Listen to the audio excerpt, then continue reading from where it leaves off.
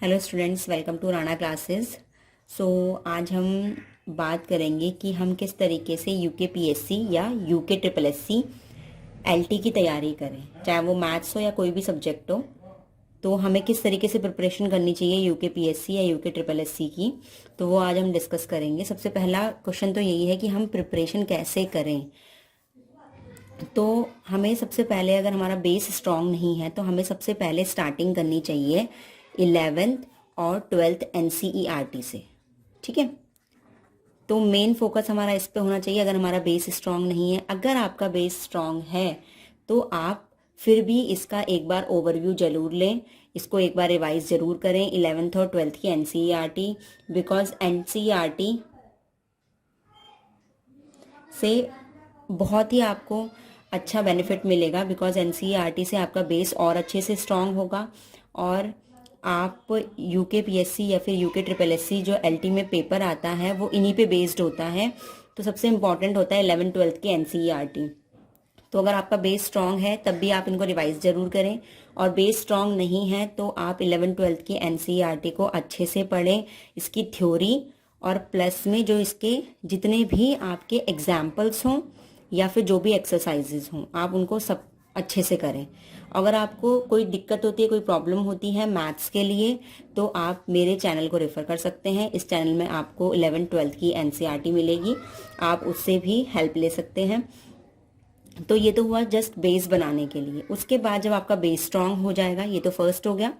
Second आप क्या कर सकते हैं, आप जब आपका बेस स्ट्रांग हो गया है तो आप प्रीवियस ईयर के पेपर्स, जो भी प्रीवियस ईयर के पेपर्स हैं यूके पीएससी या यूके ट्रिपल एससी के जो पहले हो चुके हैं एलटी के, उनकी आप हेल्प ले सकते हैं, उनको आप सॉल्व कर सकते हैं। उनको सॉल्व करने से आपको आइडिया मिल जाएगा कि पेपर किस टाइप के आए हैं और आपको प्रैक्टिस भी हो जाएगी।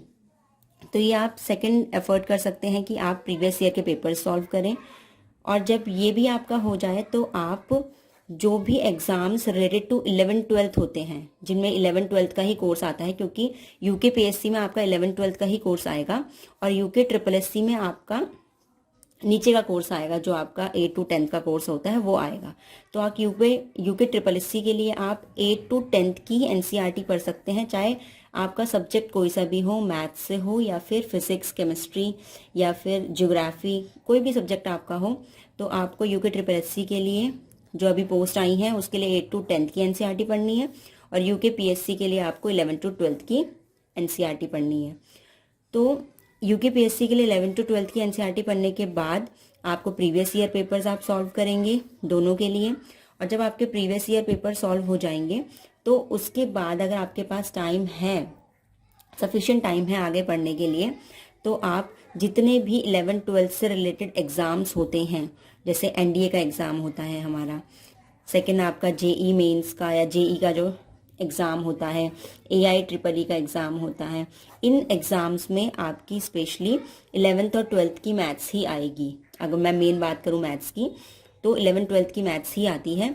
तो आप इनकी भी हेल्प ले सकते हैं प्रैक्टिस के लिए, कि जिससे आपका जो प्रैक्टिस है वो और भी स्ट्रांग हो सके, और इनका लेवल भी काफ़ी हाई होता है, तो आपकी प्रैक्टिस हाई लेवल की हो जाएगी।